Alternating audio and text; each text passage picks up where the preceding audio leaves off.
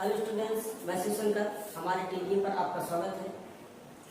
देखिए दोस्तों, आज का टॉपिक है नंबर सिस्टम। आज हम आपको लेके चलेंगे नंबर सिस्टम में यानी आपको संख्या पद्धति में कैसे आपको जादू बताना है। ठीक है, तो लास्ट तक वीडियो को जरूर देखें, क्योंकि लास्ट तक में ही आपको मजा आने वाला है। जब तक आप वीडियो को लास्ट तक नहीं देखेंगे तो आपको समझ में नहीं आएगा। तो कृपया वीडियो को अंत तक जरूर देखें। चलिए, उसके पहले थोड़ा सा इंट्रोडक्शन हो जाए।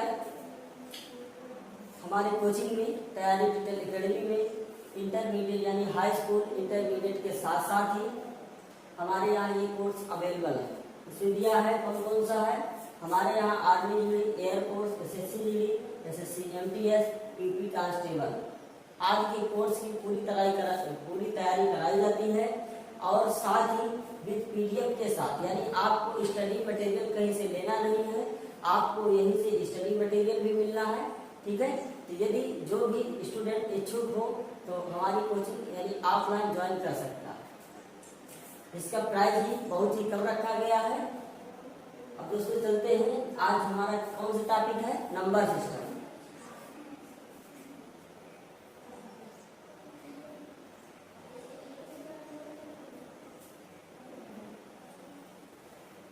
हाँ, तो आइए देखिए नंबर सिस्टम में क्या पढ़ाना है हमको आज नंबर सिस्टम में हम पढ़ेंगे कि कुछ ऐसे इंपॉर्टेंट क्वेश्चन हैं जो पिछली एग्जाम धनात्मक पूर्णांक हो और b के पावर a के पावर b प्लस b के पावर a बराबर 47 हो तो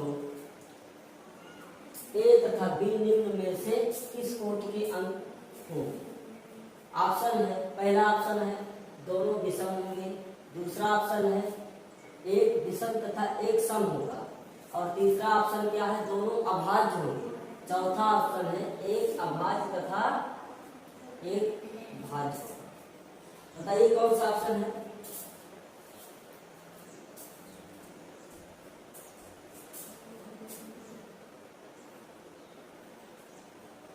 तो चलिए देखते हैं इसमें।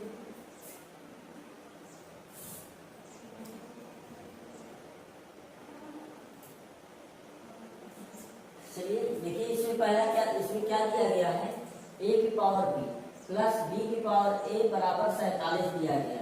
ठीक है, अब आपको क्या करना है, इसमें हमें संख्याएं बताना है कि विषम आएंगी कि एक सम आएगा कि विषम आएगा, दोनों सम आएंगे या भाज्य आएंगे या भाज्य आएंगे, ये हमको बताना है। चलिए देख लेते हैं। भाई यहाँ पे देखो 47 दिया गया, यदि 47 दिया गया है तो इसका मतलब इसमें एक का मान कम है और एक का मान ज्यादा होगा, क्योंकि 47 ऐसे थोड़ी ना आ जाएगा। तो यदि देखिए, अपने से सोच कर रखना, यदि a बराबर हम 46 रखें, ठीक है, यदि a बराबर हम 46 रखें और b बराबर 1 रखा जाए तो क्या ये 47 आ रहा है। देखिए, यदि a बराबर हमने 46 रखा तो 46 की पावर b का मान कितना है, 1 है, प्लस b का मान 1 है और 1 के पावर a है यानी 46। अब इसको देखिए, 46 की पावर 1 है तो इसका मान क्या आएगा, 46 ही आना है, प्लस 1 के पावर कुछ भी हो जाए उसका मान 1 ही आएगा। अब इसको जोड़ेंगे तो क्या 47 आ रहा है। तो इसका मतलब क्या हुआ कि हमारा जो a का मान है वो 46 है और b का मान क्या है, 1 है। देखिए, अब इसमें ये जो 46 है तो सम संख्या है और जो 1 है तो क्या है, विषम संख्या है। इसका मतलब एक विषम तथा एक सम संख्या होगी। कौन सा ऑप्शन करेक्ट है, बी वाला, यानी एक सम है और एक क्या है, विषम है। चलिए नेक्स्ट क्वेश्चन देख लेते हैं। हाँ, इसमें देख लीजिए, क्वेश्चन नंबर दूसरा है। इसमें थोड़ा सा यहाँ पे टाइपिंग देना है, यदि a और b, ठीक है, यदि a और b विषम संख्याएं हो तो बताएं कि निम्नलिखित में से सम संख्या कौन सी हो। यानी a और b विषम संख्याएं दी गई हैं, ए और बी विषम संख्याएं दी गई हैं, तो ऑप्शन में से बताना है कि इनमें से कौन सा विषम संख्या यानी सम संख्या होगा। ए और बी का विषम मान रखिए, तो देखिए यानी ए और बी का यदि विषम मान रखना है तो ए बराबर हम 1 रख सकते हैं और बी बराबर 2 तो रखेंगे नहीं, 3 रख सकते हैं। ठीक है, तो अब जैसे इनको मान रखेंगे हम, तो कौन सा इसमें सर्टिफाइड हो रहा है कि सम आना चाहिए, सम संख्या कौन सी आएगी। भाई देखो दूसरा नंबर में देखेंगे तो इसमें जब हम देखो 1 रखा और 3 रखा, इसमें 1 रखा प्लस क्या रखा 3 रखा, ठीक है, तो क्या आ रहा है 4 आ रहा है, सम संख्या आ रही है। फिर इसमें थोड़ा सा चेक करते हैं, इसमें जब रखेंगे तो 3 ही आएगा, 3 गुणे 1 तो 3 ही आएगा। ठीक है, इस वाले में रखेंगे 4 यानी इसमें रखेंगे तो 3 और प्लस 2 आएगा, यानी 3 गुणे 1 रखा और प्लस क्या रखा 2 रखा, इसको गुणा कराएंगे तो 3 प्लस 2 यानी कितना बन जाएगा 5। ये भी विषम आया है, ये भी विषम आया है, तो ये वाले तो हो नहीं सकते। अब चलिए इसमें सम आया, इसमें थोड़ा चेक करते हैं। इसमें क्या है a प्लस बी है, यानी a का मान क्या है 1 है प्लस b का मान क्या है 3 है अब प्लस 1। इसमें हमने मान रखा 4 और 1 5, यानी इसका भी मान क्या है 5 आया। तो अब ये बताइए कि कौन सा ऑप्शन करेक्ट है, ये वाला भी नहीं हो सकता, हमें ये बताना है कि सम संख्या कौन सी है। सम किसमें आया है दूसरा ऑप्शन 4 आया है, तो यानी a का मान और b का मान विषम रखने पर कौन सा संख्या आ रहा है b का मान, b मान सही है, यानी b ऑप्शन सही है। चलिए देख लेते हैं अगला क्वेश्चन, नेक्स्ट क्वेश्चन दूसरा नंबर है। अब देखिए इसमें से बताना है आपको कि अपरिमेय संख्या है, अपरिमेय संख्या है। क्वेश्चन नंबर तीसरा में है अपरिमेय संख्या है। पहला ऑप्शन है 9 दिया है, दूसरा ऑप्शन 1/9 दिया है, तीसरा ऑप्शन अंडर रूट का यानी अंडर रूट के अंदर। देखिए इसमें जो 1/2 पावर लगा है, तो 1/2 पावर किसका होता है 1/2 का मान रूट होता है, यानी रूट के अंदर 0.9 लिखा, रूट के अंदर 0.9 लिखा है। और ये वाले में क्या लिखा है रूट के अंदर 0.09 लिखा।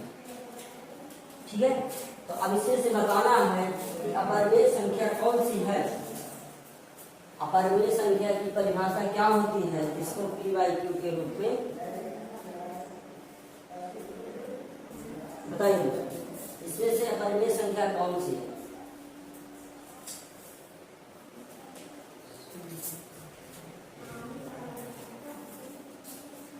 देखिए अब ये बताइए जो रूट से बाहर निकल आती है उसको क्या कहा जाता है अपरिमेय कहा जाता है। जो रूट के बाहर नहीं निकल पाती है उसी को क्या कहा जाता है अपरिमेय कहा जाता है। तो ये बताइए अब ये तो रूट के बाहर ही 9 है, तो ये अपरिमेय हो नहीं सकता। 1/9 इसको भी p/q के रूप में लिख सकते, ये भी नहीं हो सकता। अब ये क्या है देखो तीसरा ऑप्शन, इसमें देखिए थोड़ा सा ये वाले 2 ऑप्शन तो होंगे नहीं, तीसरा ऑप्शन में देखिए क्या ये कभी रूट के बाहर निकल पाएगा।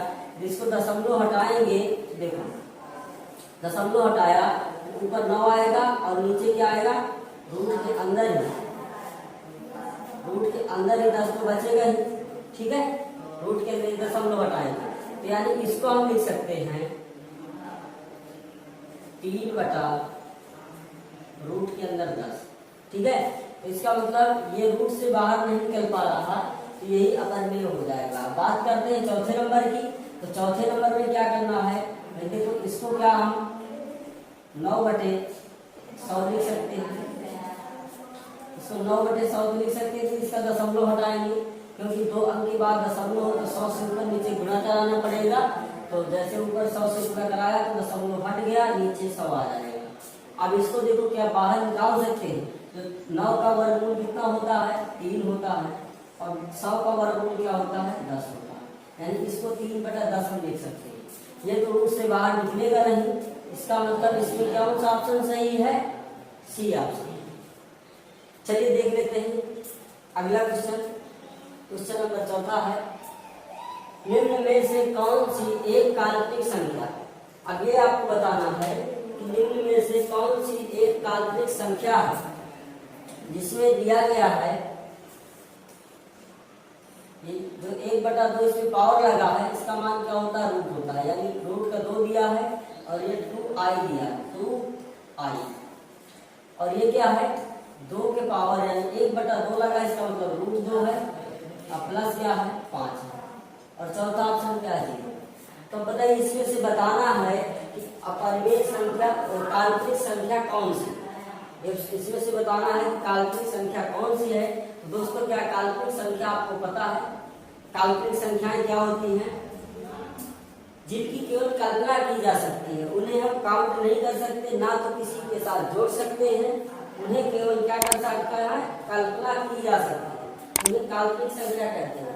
और या तो आपको सिंपल सा आपको ये चेक करना है कि जिसमें कभी भी आई लगा हो तो काल्पनिक संख्या है, क्योंकि आई का मान क्या होता है, आई का मान होता है अंडर रूट के अंदर माइनस का 1, ठीक है। आई का मान क्या होता है, अंडर रूट के अंदर माइनस का 1, तो इसीलिए ये रूट के अंदर यदि माइनस आ जाता है तो हम तो कल्पना कर सकते हैं, इसको हल नहीं कर सकते हैं, तो इसीलिए इसको काल्पनिक संख्या कहा जाता है। यदि इसको थोड़ा सा हल करेंगे तो यह आएगा रूट के अंदर माइनस का 2, ठीक है। तो इसमें से काल्पनिक संख्या कौन सी है, पहला ऑप्शन 2i दिया है, यही बात। चलिए देख लेते हैं अगला क्वेश्चन। क्वेश्चन नंबर 5, इसमें दिया गया है यदि स्टार 381 संख्या 11 से विभाज्य हो तो स्टार के स्थान पर कौन सा अंक आएगा, ये आपको बताना। यदि 11 ये स्टार 381 11 से विभाज्य है पूरी तरह से, तो आपको स्टार के स्थान पर कौन सा संख्या है कि ये बताना है। चलिए देख लेते हैं। क्या आपको ट्रिपल के पता है, 11 का जो मैजिक जानता है वही बता सकता है। तो देखिए 11 का जो मैजिक होता है भाग देने का, तो आपको बता दिया जाए। जैसे यहाँ पे क्या दिया है, स्टार दिया है, फिर क्या है 3 है, 8 है, 1, तो इसमें क्या होता है, सम संख्याओं का योग और विषम यानी स्थान से सम संख्याओं का योगफल और विषम संख्याओं का योगफल का अंतर, सम संख्याओं का योगफल और विषम संख्याओं का योगफल हमेशा 0 आना चाहिए, या तो 11 का मल्टीपल होना चाहिए, तो वही संख्या क्या होती है, 11 से विभाज्य होती है। तो चलिए देख लेते हैं, इसमें सम संख्या के स्थान यानी विषम संख्या के स्थान पर क्या है, विषम का मतलब पहले नंबर पे पड़ा है, फिर इसके बाद तीसरे नंबर पे 8 पड़ता है, तो ये विषम संख्या है। विषम संख्या का स्थान क्या है, यानी स्टार जोड़ेंगे अब प्लस 8 जोड़ा हमने, ठीक है। फिर क्या करना है, माइनस बीच में लगाना है, और ये सम संख्या यानी दूसरे नंबर पर पड़ता है और चौथे नंबर पर, तो इसको जब जोड़ के रखेंगे तो 3 है और क्या है प्लस का 1 है, तो इसको जोड़ो तो क्या आता है, स्टार आया प्लस का, इसको जब जोड़ेंगे देखो 3 है, यहाँ पे कोष्टक लगा देते क्योंकि माइनस आया 3 और प्लस कितना माइनस का 4 होगा। तो अब देखिए स्टार आया है प्लस का, इसमें से हमने घटाया तो कितना बचा, इसमें 4 बचा। अब ये बताइए स्टार के स्थान पे क्या आएगा, अब इसमें अंतर तो 0 आया नहीं, यदि यहाँ पे कोई संख्या होती तो अंतर इसका 0 हो जाता, तो अब यहाँ पे भी कोई संख्या नहीं आ रही, तो इसका मतलब इसी संख्या को हमें ज्ञात करना है। तो ये बताइए कि यहाँ पर स्टार के स्थान पर ऐसी कौन सी संख्या रखी जाए जिसमें पूरी तरह 11 से विभाज्य हो जाए। तो 7 ये 4 लिखा है, यदि यहाँ पे हम 7 कर देंगे तो 7 प्लस कितना हो जाएगा, 7 प्लस 4 बराबर कितना होगा 11 हो जाएगा, और 11 से पूरी तरह विभाज्य हो जाएगा। ये बताइए इसमें से क्या 7 है ऑप्शन में, ऑप्शन नंबर सी। कौन सा ऑप्शन करेक्ट है, ऑप्शन नंबर सी। चलिए दोस्तों, आज के लिए हमारी स्लाइड खत्म है। फिर कल इसी तरह के क्वेश्चन आपके लिए लेके आएंगे। तब तक के लिए जय हिंद।